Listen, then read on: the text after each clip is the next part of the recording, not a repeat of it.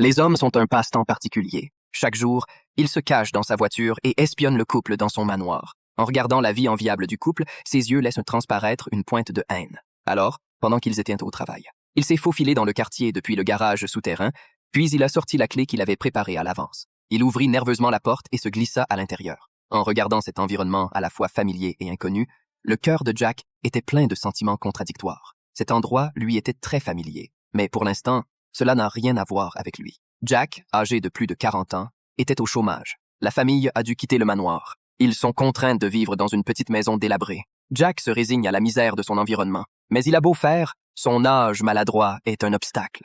Son âge maladroit est un obstacle. Même ses amis de longue date essayaient de le faire passer pour un ouvrier bon de marché. Ils voulaient qu'il soit un ouvrier bon de marché. Jack a donné un coup de pied dans la portière de la voiture pour exprimer sa frustration. Mais son cœur s'est ensuite tourné vers son ami de longue date. Il s'est senti obligé de donner un coup de pied dans la portière de la voiture parce que c'était le dernier vestige de sa dignité.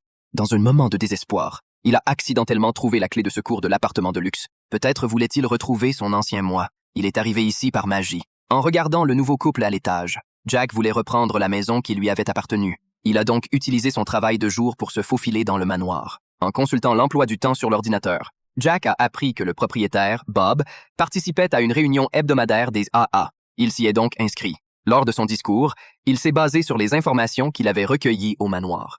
Et sur la base des informations qu'il a recueillies au manoir, il a inventé une histoire sur l'expérience de Bob, et il réussit à attirer l'attention de Bob. Après la réunion, Bob a salué Jack. Il l'a même invité à prendre un café.